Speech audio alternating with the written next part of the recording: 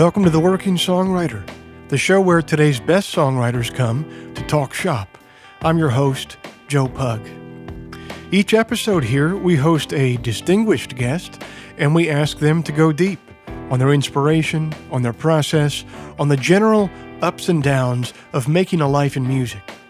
So, whether you're a grizzled veteran waiting on your quarterly ASCAP check to buy a BMW, or else a scrappy upstart, waiting on Uber to deposit your earnings so that you can buy 3 bean and cheese burritos from Taco Bell, this is your show. Because ultimately, it is what every writer seeks most, an ironclad excuse to put off actually writing.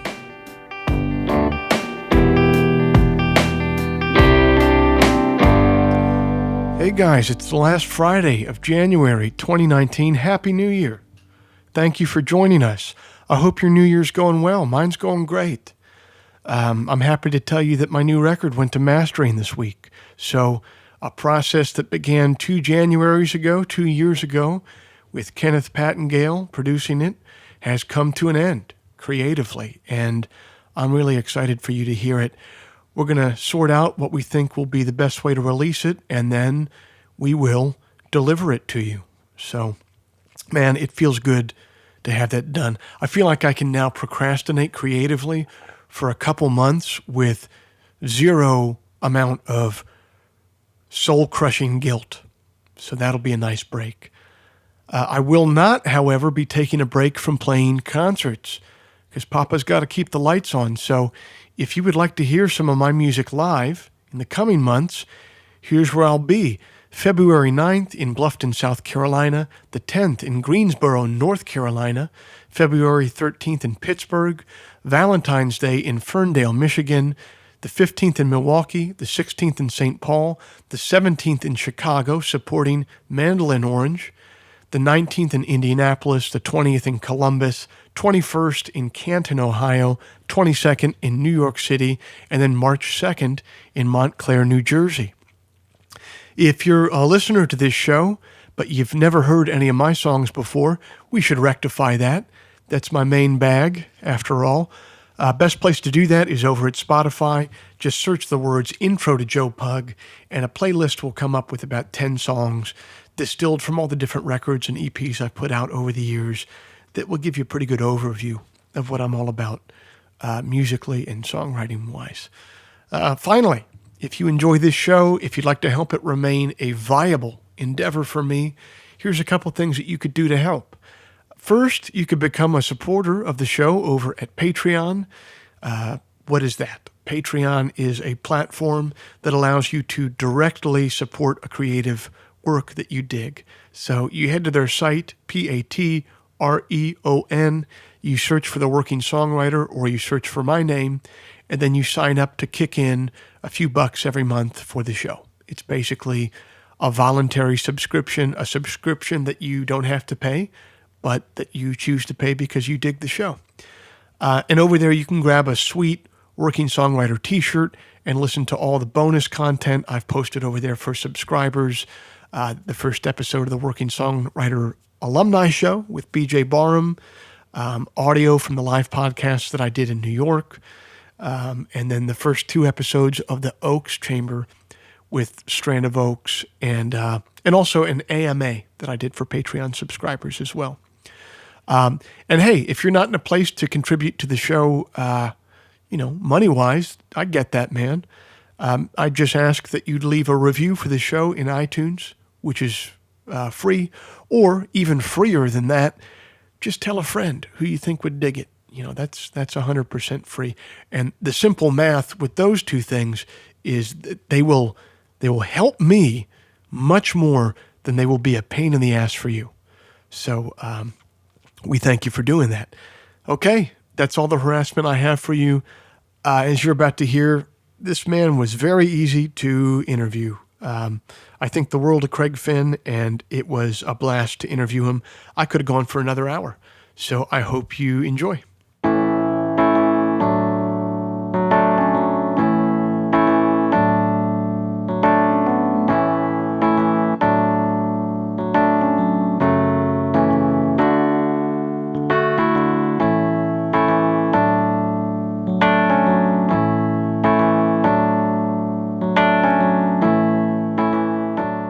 guest this month, Craig Finn, grew up in Edina, Minnesota, a city that began as a farming and milling town located about 10 miles from Minneapolis, coming of age with Minnesota's rock and punk scenes. He graduated from Boston College in the early 90s and went on to be a part of Ritter, an innovative indie rock band from the Twin Cities and the Boston area. After that band dissolved, Finn relocated from the Twin Cities to New York, where he would collaborate with producer Mr. Projectile on the short-lived project, The Broker Dealer, before eventually reuniting with the Ritter bassist Tad Kubler to form The Hold Steady in 2004, the origin of which he credits to seeing a reissued version of The Last Waltz in theaters. The band quickly became, and still remains, a beloved American institution. Combining literary influences like Jack Kerouac and John Berryman with the musical influences of Springsteen and fellow Minnesotan Paul Westerberg, his highly descriptive lyrical style focuses on narrative. He crafts whole worlds for the people in his songs to exist within. He's appeared on The Late Show with David Letterman and Live on Conan. He was once described by Pitchfork as a, quote, born storyteller who's chosen rock as his medium. NPR once said that he writes evocatively about, quote, anti-heroes who seek escape and redemption in the form of drugs, religion, rock and roll, and the many pursuits in between. As for himself, it's not surprising that Finn has a wry take on his own aesthetic. Artistically, he once said, I've always been really interested in the hangover, not just the celebration and the confetti, but also the puke in the gutter. I was in New York City this fall to play a few shows, and Craig was kind enough to stop by and chat with our show, even though he had family in town for Thanksgiving. So thank you to him for taking the time and telling his story.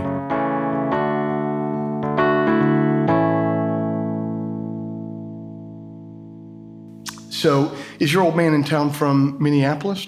Yeah, he lives in Minneapolis, and as does my sister, which is the extent of my close family. Do you get back there much? I get back there for like a show a year, and then like probably 2 other visits. I like to go in the summer. I'm going for Christmas though. It's I've been in Brooklyn now for 18 years. It's since 2000, so. It's funny, Minneapolis is a place that populates my songs, and I certainly feel a lot, as my hometown, and I have a lot of love for it. But it's obviously 18 years away. Like, people are like, I'm going to Minneapolis, where should I eat? And I'm like, I'm not sure. I don't like I realized I didn't have a solid recommendation on a lot, and on restaurants and other things that made me feel disconnected in a way. But the Hold Steady just played back there, and it was tons of love, and it reminded me of what a special place it is. Yeah, well, I guess there's kind of like a difference between like your hometown city where you're from and then kind of your adult city that you've made home. Yeah, and I didn't move to New York until I was about 20. I was 29, so I did have my 20s in Minneapolis, but 18 years is a long time, and things change, and people, other people move, but it still feels like home, but a home that's changed. You moved to New York at the age of 29.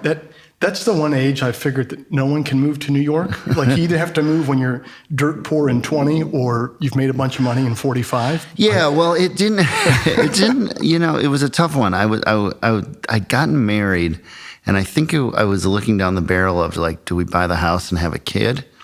Right, in Minneapolis. Yeah, and I think I freaked out at that point. I also think I got a jump on my 30-year-old crisis. I think I was like, I was about to turn 29, and I was like, I got to move. I got to do something. And to speak frankly, the marriage didn't make the move, so to speak. The marriage ended not that a couple years after the move, but the move stuck. And it's been in New York and Brooklyn. I've been my home since, and that's gone well. And that's that's just part of it. But I think what you're saying is probably true. I think it was there's parts of it that were pretty foolhardy. Well, apparently not, because look at you now. I mean, you started an iconic American band here. That's not so bad. There were parts that went really well, but those happened eventually. But I think anytime you move to New York is, I think moving to a city like that is rough, and it's gonna shake some of your, shake the foundations a little bit, and some screws are gonna rattle loose. And but I feel like I came out the other side of it. Do you, like, coming to the music scene at that time, I've read some interviews where you talk about the very real, maybe the word isn't challenge here, but the fact that you and your compadres in the Hold Steady, you were a little bit older than the other people making music at that time, and so you didn't maybe aesthetically dovetail with them? What was that like? Yeah, I mean, well, we were kind of in our own. I mean, the Hold Steady started with such limited aspirations. We were literally looking to just set aside a time in the week to hang out, and that hanging out would involve playing guitars and drinking beer. Right. And of course, but I was still writing songs. I'd been in band Lifter Puller in Minneapolis, and I'd sort of thought I was giving that up when I moved to New York. It was like, I wanted to move to New York and do something, but that was like a question mark. But it was something, I just thought it would be a good move. So I thought there was interesting opportunities if I just got there, And so we started a couple years in 2003, just sort of drinking beer and playing, and that spiraled into what became the Hold Steady, and we started playing shows, and people really liked it. But yeah, we were. Also, musically and personally, I'd kind of come up in this punk rock and indie rock thing. And I wouldn't say I was discovering classic rock, but, like I knew the Rolling Stones, but I didn't maybe know all the deep cuts off Let It Bleed. Sure. And so I was going to record stores and buying classic rock records, and kind of accepting Led Zeppelin for the first time in my life, and getting into Thin Lizzy and things that I'd been into, but really kind of paying more attention to.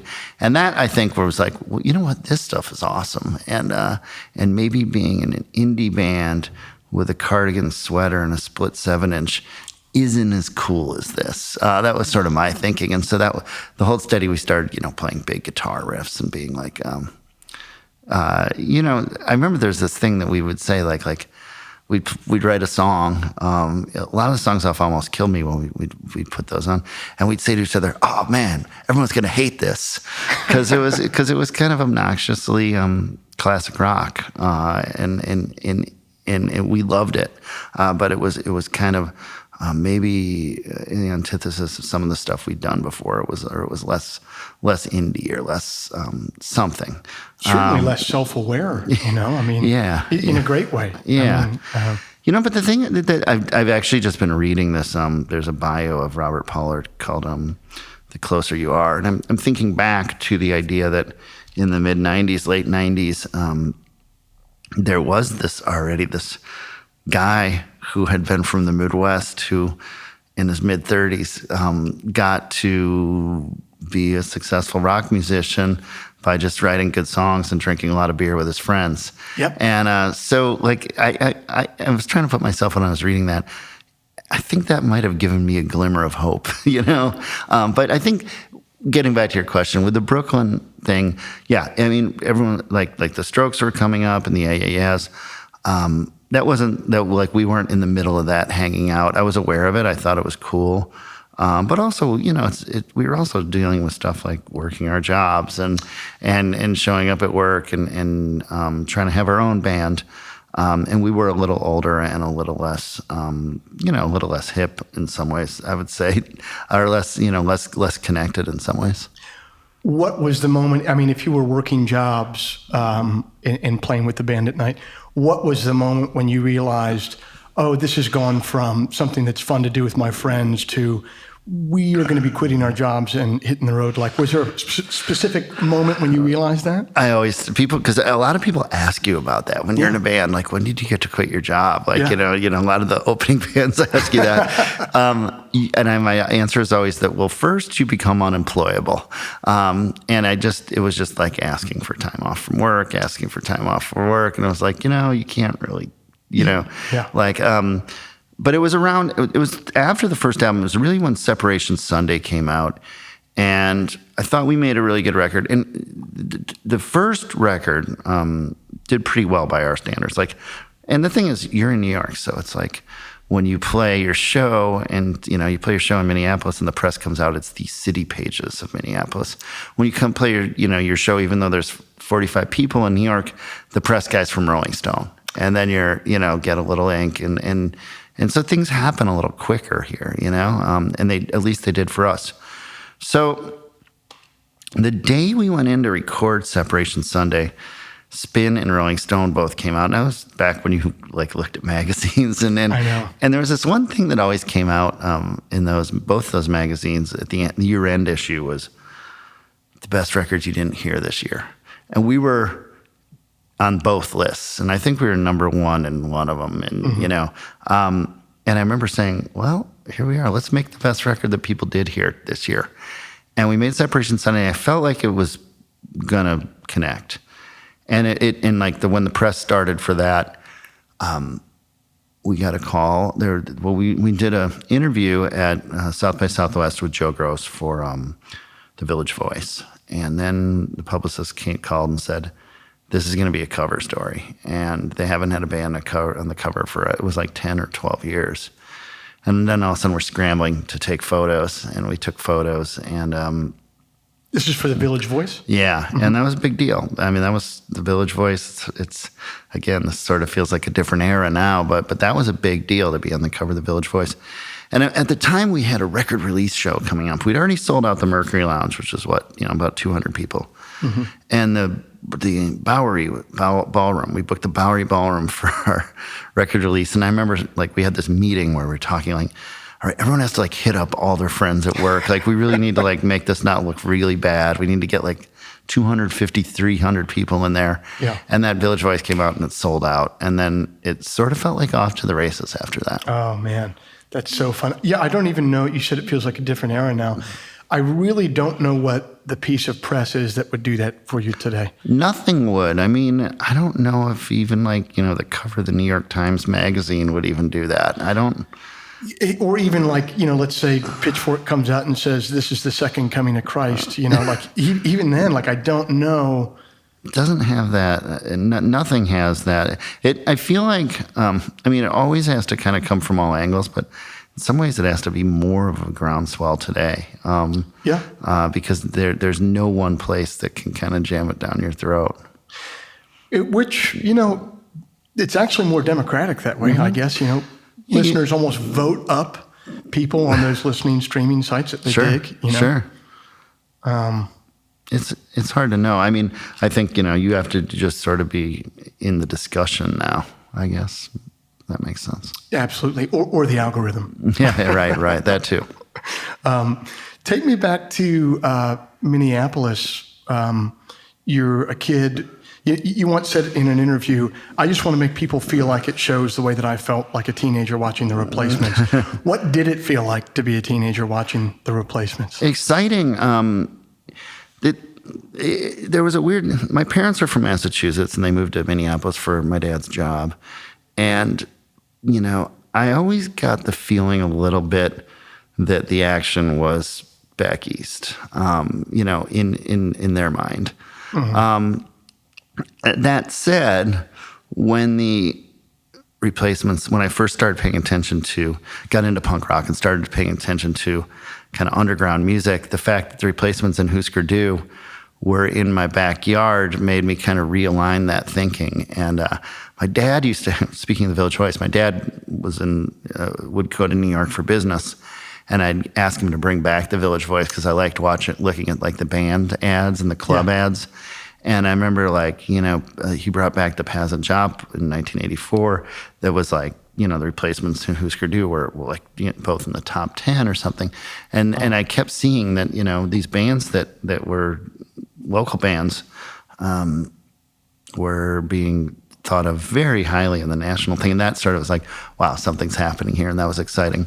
I think for me, the Replacements was really exciting because, well, one of the exciting things about them was that they were punk in some way, in attitude. Attitude, but they referenced all this classic rock. And it meant a lot to me when they covered, when I got Let It Be, which I was starting 8th grade, and that they'd covered Black Diamond, because I was already a Kiss fan when I was younger, but I would sort of had started becoming embarrassed about it. Right. And I was like, oh, wait a minute, like this is all part of the same thing.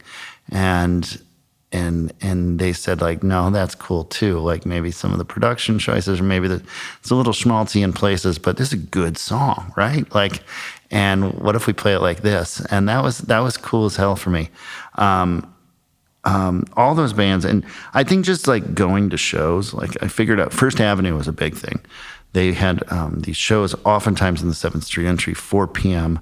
all ages, 9 p.m. ID. And I look back on it as a touring musician who understands the business now a little bit. I can't imagine what they made off those 4 o'clock shows. There was like 100 kids drinking 25-cent Cokes. Right. And, I just don't know what was in it for them, except for, I think it might have been just altruistic.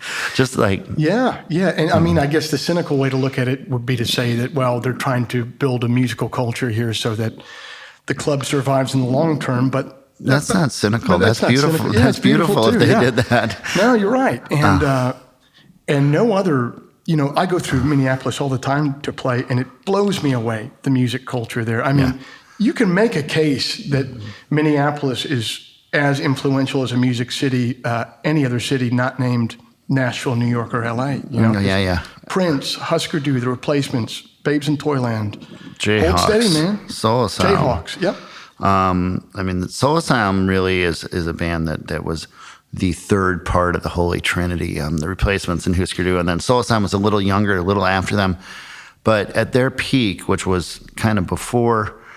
at least their live peak was kind of before the record that made them very popular.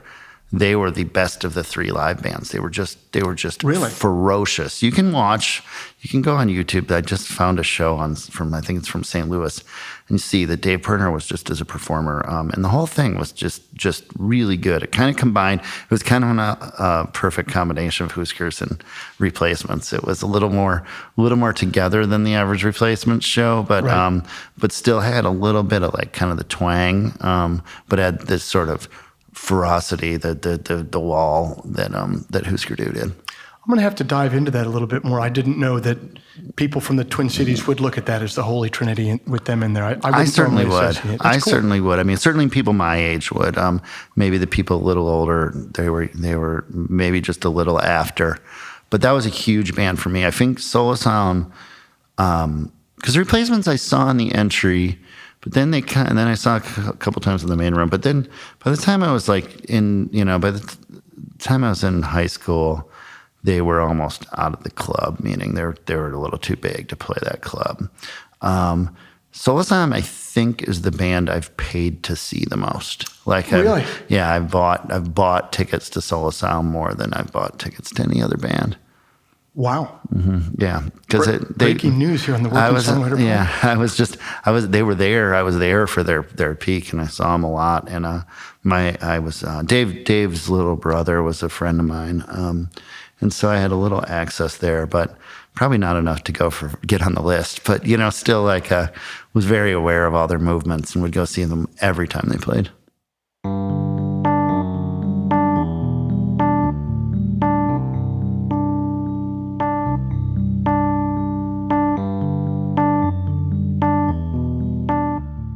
There's some real poignance to Craig and the Hold Steady being on the cover of the Village Voice, because the Twin Cities rock scene came to national prominence in 1984 when the Village Voice's Critics Poll named 3 Minneapolis recordings among the top 10 of the year: Prince's Purple Rain, The Replacements' Let It Be, and Husker Du's Zen Arcade.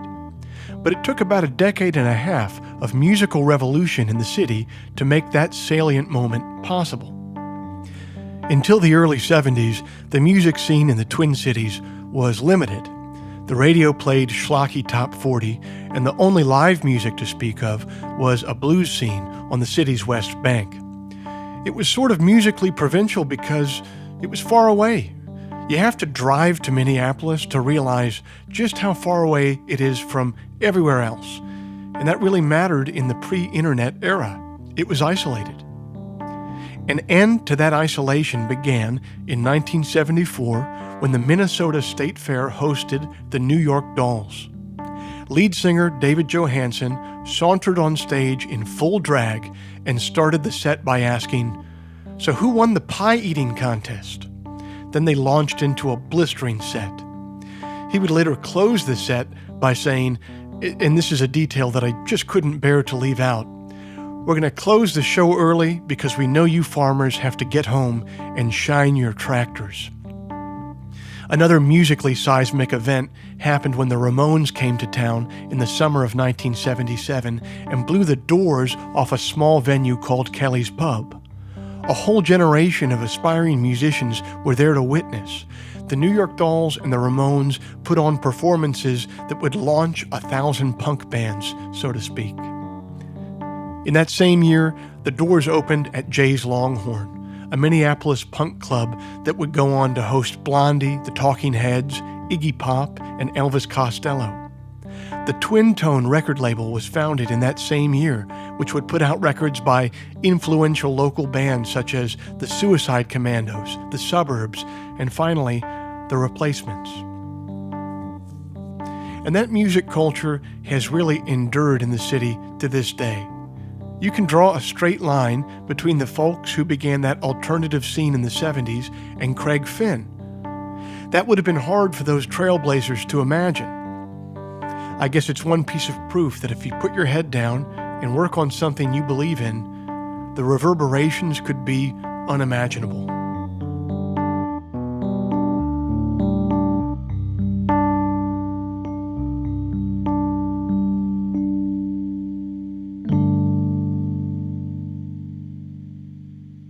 So no doubt they inspired you then as you started Lifter Puller out of the Twin Cities.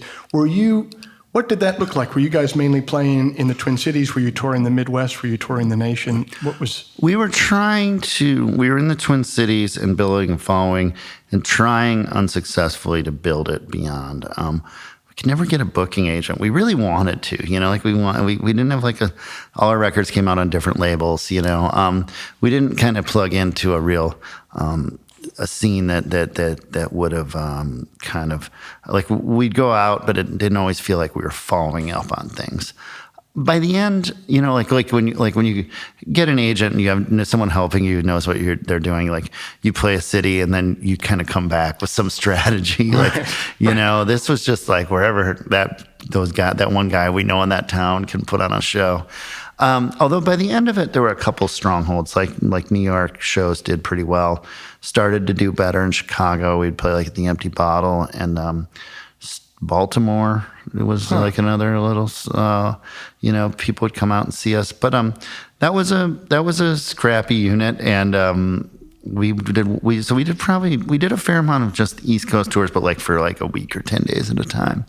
In a van? Yeah. And then we went to the West Coast one time. I think in hindsight, we should have gone to the West Coast more because that one was really fun. And also, I think people kind of liked it more. They got it. Yeah, in a weird way. But we were also pretty far in at that point, so we may have been a better band. You're so right, though, when you say, if you don't have an agent or you don't have a strategy to go in, everyone always talks about you go to the town the first time, there's 50. Yeah. Then there's 150. Yeah. And I find when you don't have a strategy, it's more the first time there's 50. Then there's 150. Then there's 75. It can be so frustrating that way. I don't think you can really build that way unless you're basically a jam band that kind of builds a culture around the music like that. Yeah, it was just I was booking. I booked the tours in Lifter Puller from this one specific payphone at my job. I had an office job, and I'd go downstairs on my lunch break. And they back then, it was before you even emailed. By the end, we were kind of emailing some of the promoters, but you'd kind of bug them, and they'd say office hours are 2 to 4 on Friday. They never would be, And eventually you get someone on the phone, try to talk them into giving you a show. And I actually went back. It's in the North Star building in Minneapolis, and I went back. I was there, and I went to look at the payphone. Of course, it's not there anymore. But that was was sort of if I had to have a memory attached to Lifter Puller or a shrine or a plaque put up somewhere, it might be but where that phone was, because that's sort of one of my memories of Lifter Puller is going down a lunch break with a little book every day and using a phone card to call long distance. A phone card, man.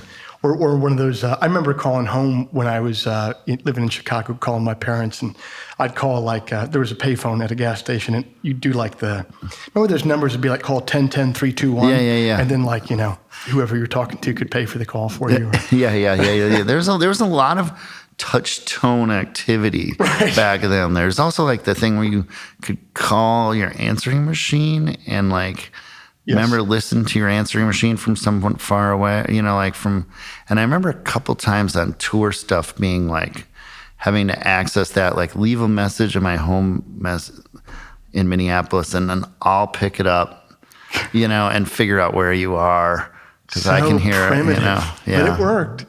I used to, when I got started in Chicago, I was booking my own shows and I was using this website. It was just called Do DIY USA.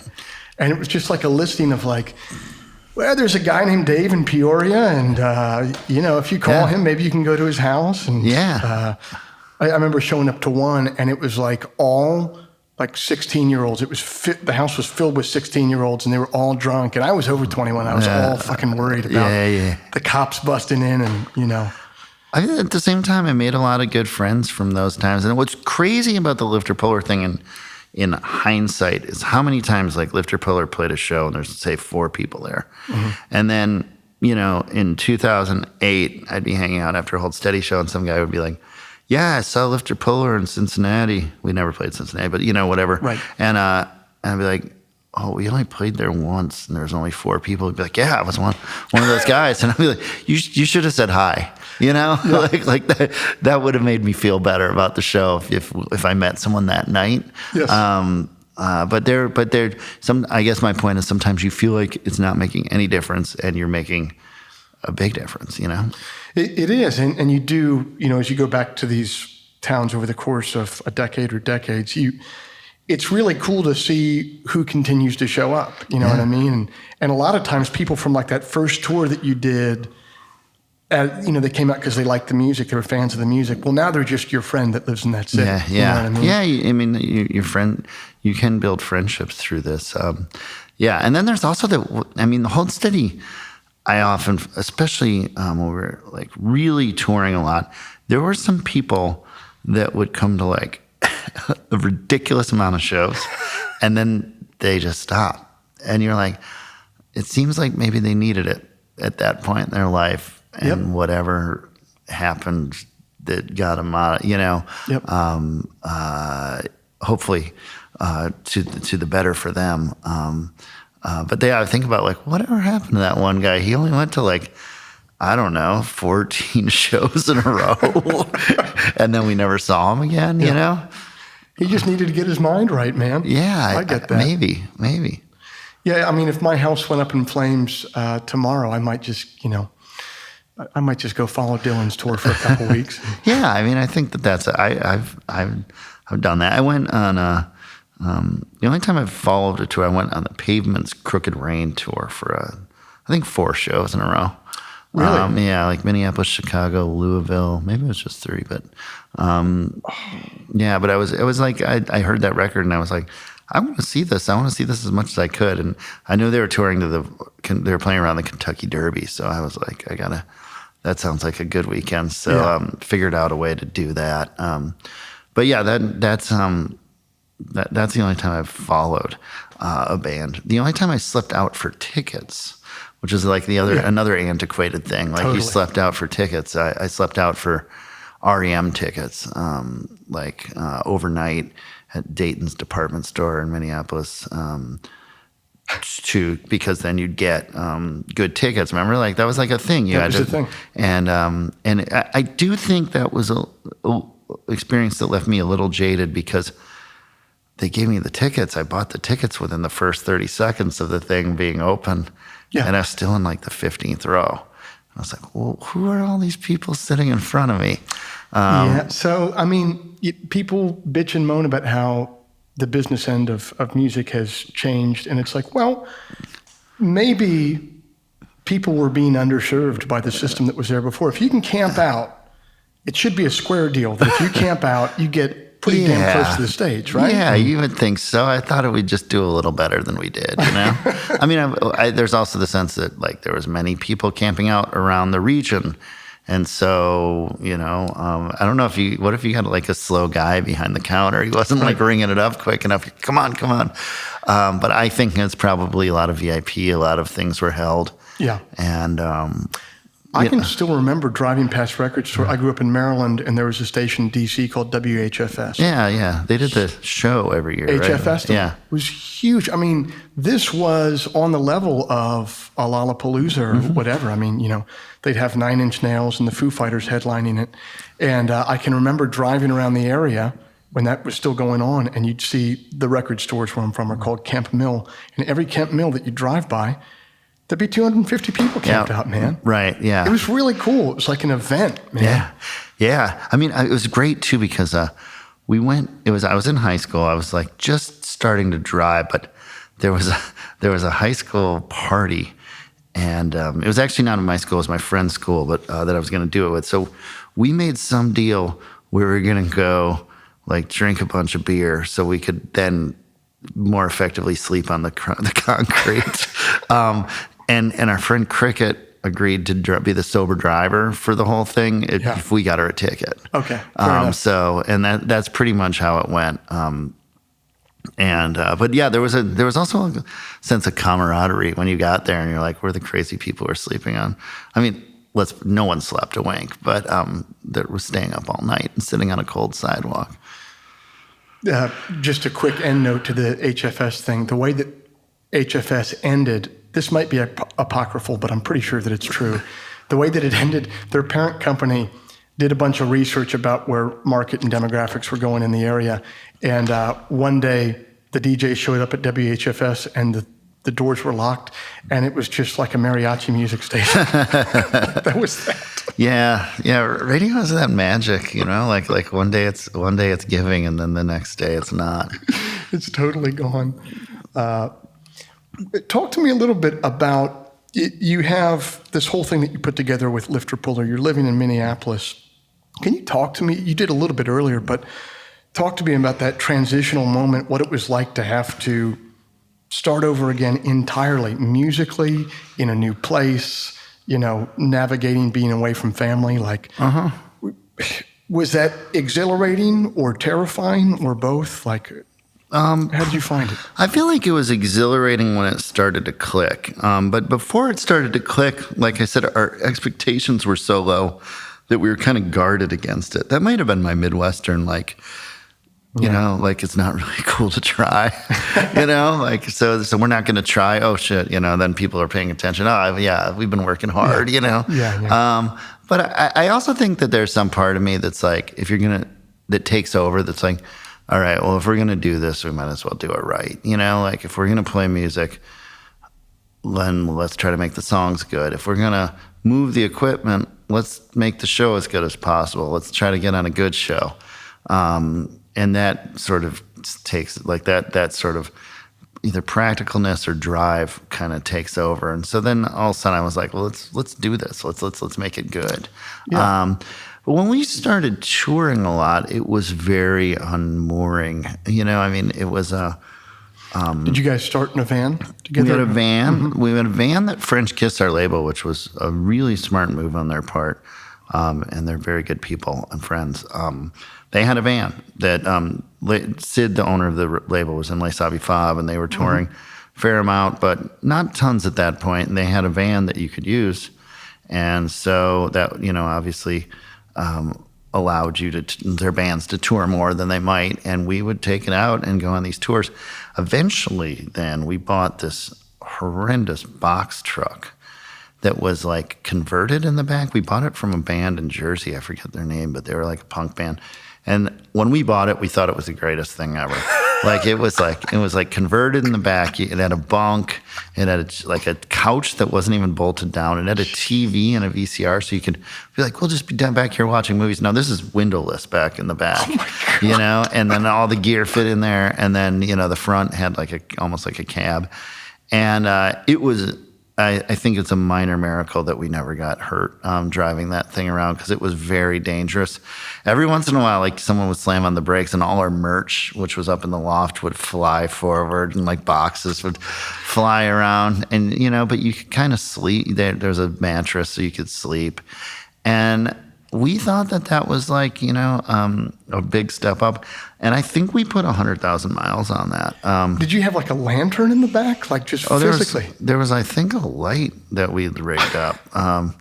I mean, it was someone had done it pretty well, but of course, by the end of it, it wasn't in good shape.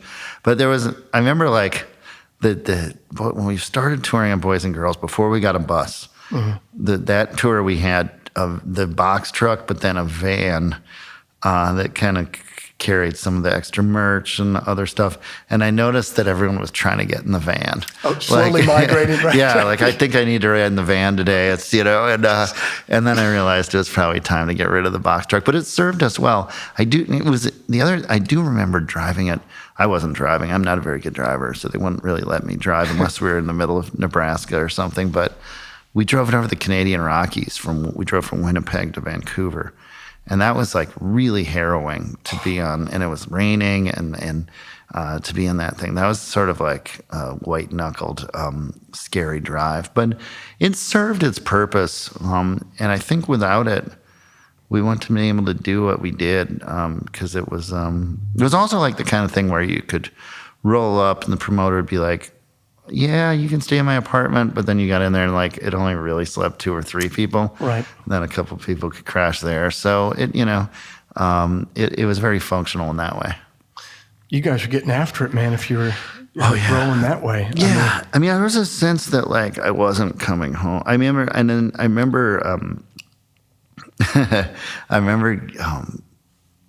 got a divorce and my marriage fell apart and I gave up my apartment, and I was kind of like, well, I'm never home. Yeah. And then I sort of started to think that maybe I should get somewhere, and I eventually found somewhere.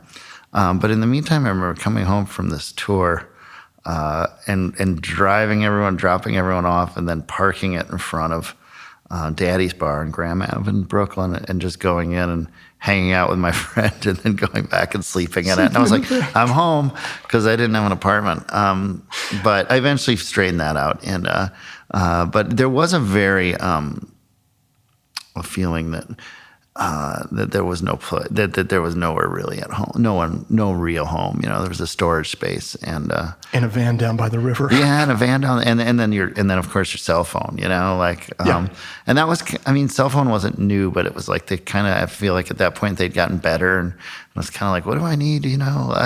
Everyone can get a hold of me. Yeah. But at some point after a few years, I realized like you really need your own spot if you're going to start feeling human. No, totally. Man, and those years of touring, I've slowed down. I'm like 34 now, and I've slowed down in the last couple of years touring-wise. But in my 20s, I was doing van tours for, 200 dates a year. And, man, like my marriage almost didn't make it through it, man. Like we had to go to pretty intense counseling to, and we tried to talk on the phone all the time to like stay connected. And still, man, like it just led to a lot of misunderstandings and hurt feelings. And, man, it's not a natural way to live when you're doing it that much. Yeah, it's hard. I mean, I think like there's also it's hard to shake, I think, for some people, the idea that you're out there that it's sort of not work, or that it's not, that you're partying all the time. And in some cases with me that was true, but other times it wasn't. And, I remember when my current partner, who I've been with a long time now, like 12 years, she came out on tour with us and we were on the bus by then. And we went to a radio station in San Diego, and it was kind of like on the side of a highway. And we were just kind of parked there, and the bus driver was doing something. Anyway, she turns to me and goes, you know what? This actually sucks. This isn't partying.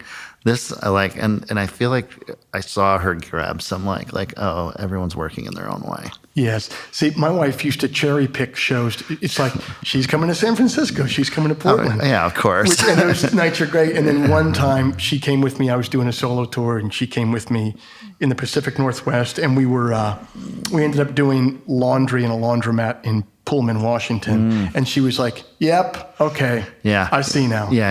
This isn't San Francisco on a Saturday night. No offense to Pullman. I like Pullman, Washington. Right. I've never been there, but I mean, there's just that thing that there's some things that you get used to that are just part of tour that are like, oh yeah, this isn't good. This isn't cool. This isn't normal. Yeah, this isn't normal. Well, I'm really obsessed with that, especially when you get in the bus, where the bus parks somewhere and it's not meant for people to walk. And I'm the guy, I always have to walk. So like, I'll be like, oh, that looks like a diner up there. Maybe I'll go get some breakfast.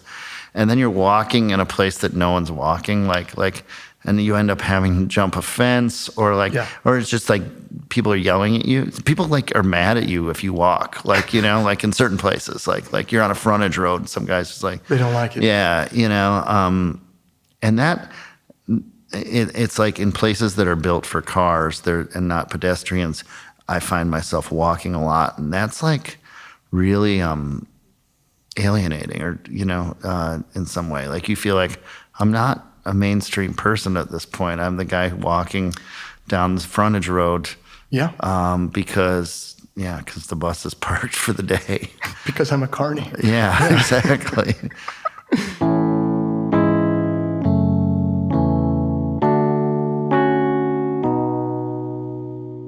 This month's episode is brought to you by 30 Tigers, and more specifically, the forthcoming album from the man himself, Josh Ritter.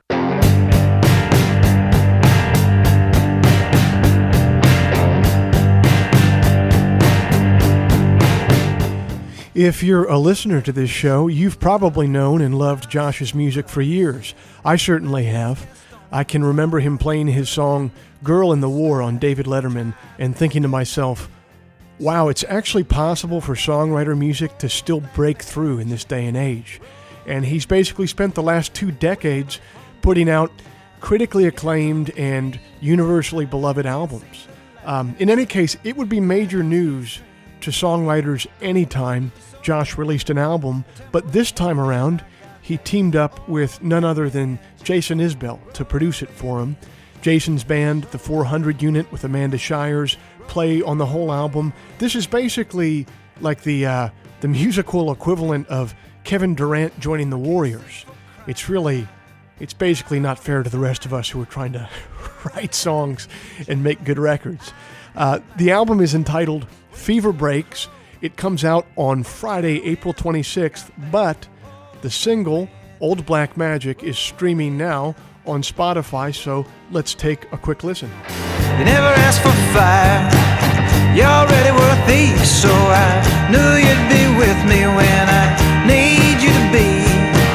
Steal my soul, honey, keep it for me when you got that old black magic rolling in. Rolling, rolling, rolling, rolling in. There was a time I knew you, you knew me. There was nothing in between us far as we could see. Don't you know I need my true love, my truest friend? I got that old black magic rolling in. Again, the new album is entitled Fever Breaks by Josh Ritter, produced by Jason Isbell. It's out Friday, April 26th. Head back over to Spotify to listen to Old Black Magic again, and while you're there, pre-save his album so that you can listen to the whole thing on the day that it's released.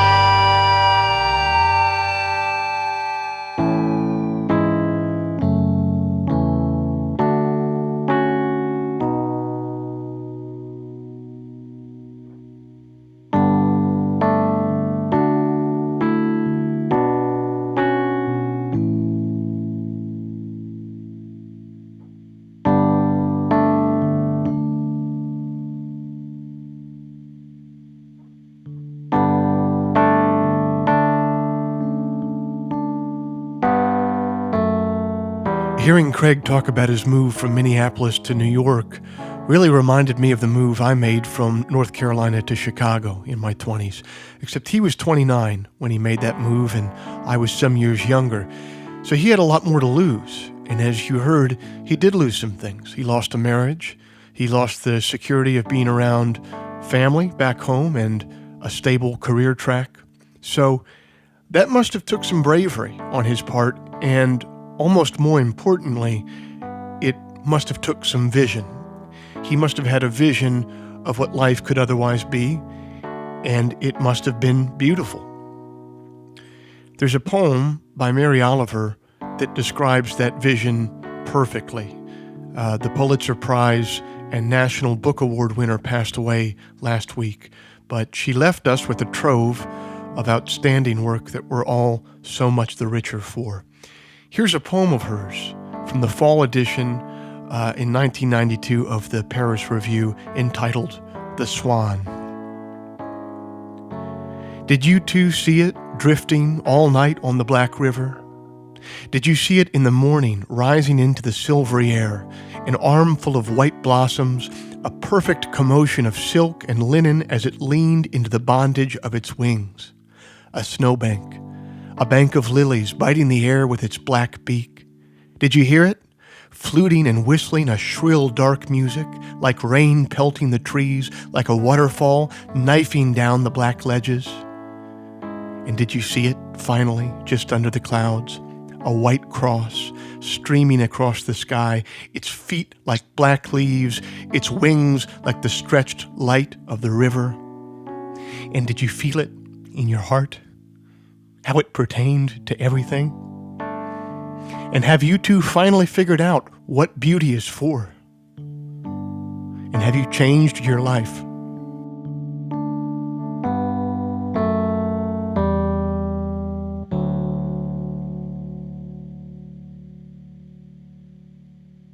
These days, if you have a day off to write or you have some time set aside to write, first of all, do you do that? Do you set aside time to write? And if you do, what does that day look like for you? Lately I've become such a morning person that I always try to do my my creative stuff first. Generally, I mean, it changes, but yeah, I will set aside time, and I even am set aside. I also do like challenges, like I'm going to write a song every day for 30 days.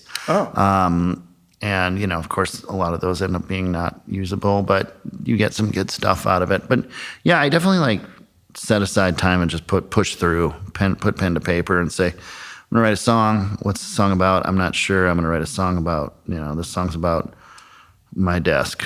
And, you know, but then you go back and you change it and you make it about something else, you know, but at least I feel like the older I get, the more editing is important rather than the first, like, finding the perfect line. Although I also get a lot, if I can get the first line, it kind of can roll sometimes. Yes. But I'll tell you what, one thing in my process, I don't write tons of traditional choruses, but when I do, that's not something I ever, that's almost like I write them when I get to the chorus. Like it always sort of starts on the verse, or it always starts at the front of the song. You know, I kind of write that way. So you like to just go linear? Generally, generally, I'm like, Jack, what's at hand? Like, you know, got the first two lines, I'm going to need the third line, and that's how I do it. But then I'll edit, and also at that point, I'll kind of get it to a point where I like it, and then I'll, like in the last 3 solo records, I have one that's going to come out in the late spring. I'll bring it to Josh, the producer that I've been working with lately, and he'll tell me all the ways it's wrong, and then we'll work on it that way. A lot of the times, like advice that he's given me over the last 3 records, which now I can kind of internalize and do it myself. But it's like, you know, let's throw out your first verse. It's like you're setting up the story. Let's just start in the middle of the story. Yep. And that became very helpful. But some of these things, like you have someone to tell you, and you're like, then you sit down and you're like, there once was a minute, and you're like, okay, I don't need to do that, you know? Yeah. Once upon a time. Like, or starting the song, well. Yeah, I mean, I think you do need another person to help you do that at first, because they'll be like, we're going to knock out this wall here. And you're like, that's a load-bearing wall. That can't go. Yeah. And you're like, no, it's a cosmetic wall. It can totally go. And you don't believe them at first. and then you even put it like that, you think it sounds like shit. But then if you come back three weeks later and listen to it, a lot of times you're like, that was not a structural wall, man. Yeah, exactly. That's a great way of putting it. Absolutely. I mean, I feel like you got to go on you got to find someone and go on a journey with them a little bit, because to be honest, if there's always going to be more songs, like I'm going to write more songs. Like, well, if I'm going to hang out with this guy and say, like, you're going to produce my record, we're going to work on this together, I'll go there with you, because like, if this turns out, if I don't like it in a year, then I'll write more songs. And I'm confident in my ability to write more songs. These are not that, like, I want them to be great, but they're not, the raw materials to me aren't precious, Yeah, well, and I think that's because, and it sounds like this is probably an experience that you have, since you just described it like that. Have you ever get into a place where, like, because of work, you haven't been able to write, and then they just start bubbling up, like coming into your head? Sure. And you're like, oh, this is just like a natural resource that, like, if I try to put my hand on top of it, it's going to start seeping out the sides. Yeah, once you sort of, and also there's sometimes a point where you're like, oh, I'm writing, and then you're like, oh, I know what I'm writing about. Sometimes it reveals itself to you, and that's a really fun and remarkable part of the process to me, where you're like, oh, I know what this is about. Like maybe not each song, but like, the record. I keep writing these songs about this thing, and I guess that's what I'm thinking about. I mean, that's the Joan Didion thing. Like, we write to find out what we're thinking. Well, I think you should. I think some people write with an agenda, and I don't really think that's art. I think art is when you start and you're surprised by what you're writing about, Yeah. And that's when it's coming from a place that's useful information. You know what I mean? Like, yeah. I mean, it's sort of a therapy for yourself. When you figure out you just wrote 4 songs out of 10 about your divorce, then maybe you say, like, where is this sitting with me today? Like, do I need to do some work on this? Or, man, this just happened to me. I'm finishing up a record right now, and I thought when I started writing it, like, my wife and I had a kid 2 years ago. We're going to have another kid soon, and nice. and like so I thought the record that I was writing is just like, so happy to be a father, and this is all great. And it turns out that this record is purely about fear, because that's how I've processed fatherhood. Is just like, oh shit, there's all these basic life skills that I didn't learn in my 20s that I need to now learn, like cram and learn to protect this little thing here. And that's what the record is about. And it helped me.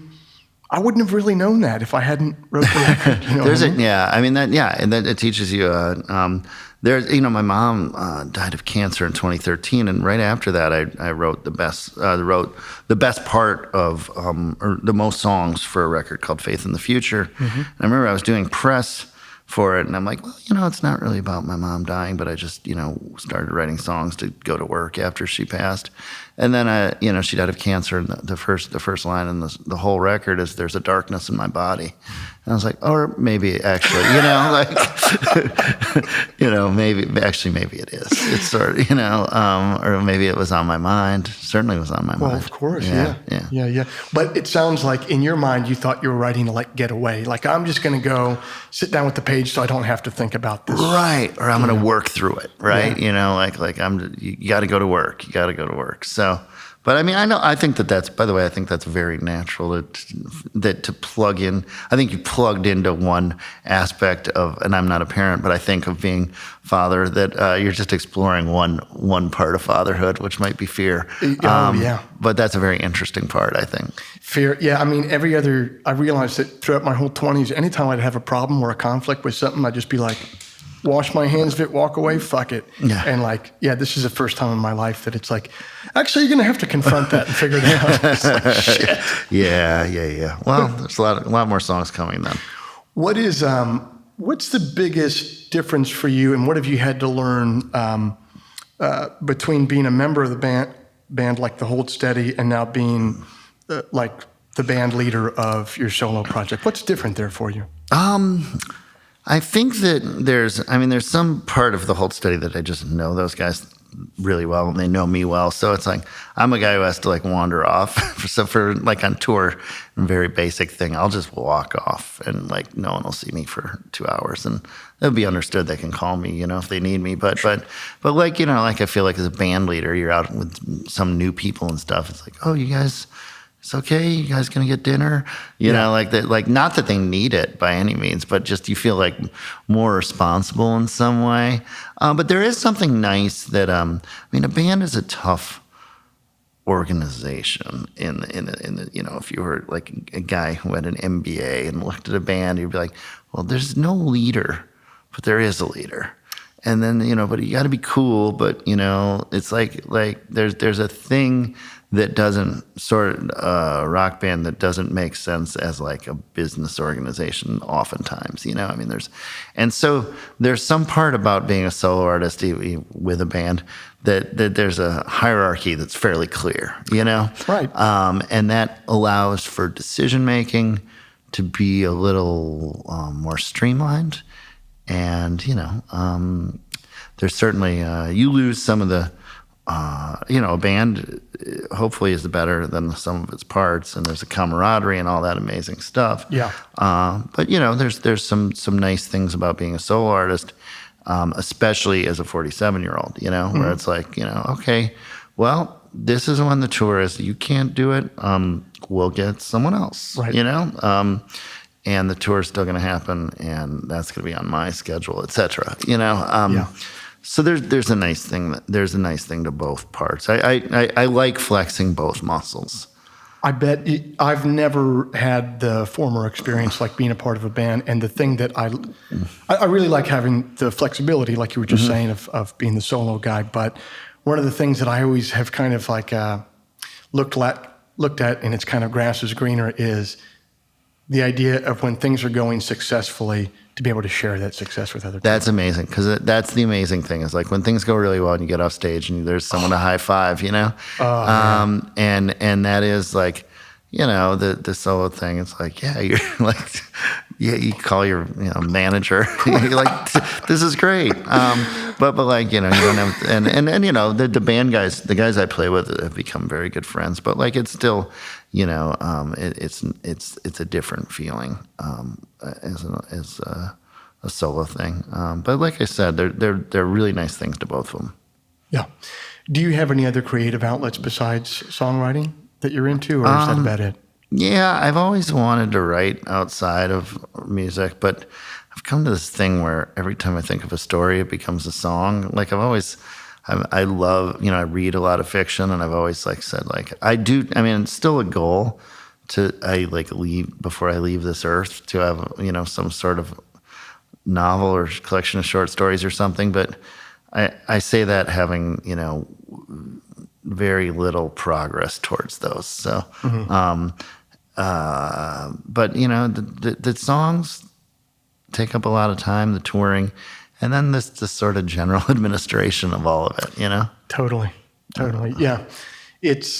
I always marvel, writing songs is so modular, and each one of them is its own little universe, and I can really wrap my head around that. And then when I read novels, I just think to myself, how the fuck did this person, their brain is like 10 times bigger than mine or something like that, for them to be able to make a world that big. Yeah. And stick with it. And I think it's most from what I'm anytime I get a chance to talk to a novelist, I'm always like, wow, how'd you do that? And it seems like the arc is long. I mean, the actual work is like, well, I was working on that for 3 years. And I'm like, oh. And also there's this thing about being in a band where you're like, or even playing with other people, you're like, I got this song, I'm not sure if it's good. And you play it, no, that's great. Right. And you're like, oh, it is great. Let's, like writing a novel, I'm not sure you have that. Or at least, you can give it to your editor, but I don't think you have it that often. I think you could probably go really deep down the rabbit hole writing the novel, man. Yeah. Thank you so much for taking the time to do this. Thanks for having me. It, man. It was really fun. Good to see you, Joe. Cheers.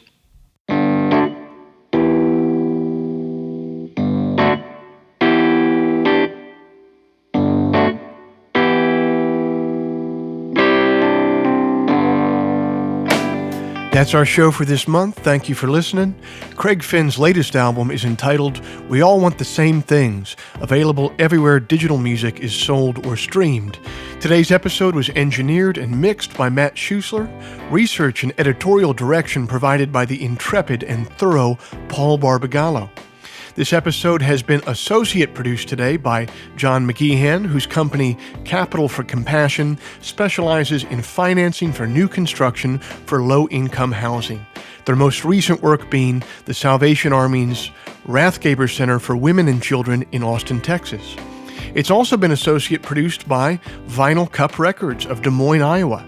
They started as a boutique shop on Facebook, and now they have a brick and mortar of their own. If you're looking for a well-curated selection of vinyl with fair prices and excellent customer service, stop by facebook.com/vinylcup. If before we meet again, you sit down to write, please remember, an expensive drug habit is not a song. A compelling Instagram account is not a song. And most importantly, reverb is not a song. So let all that take care of itself, and for you, just keep your eye on the song.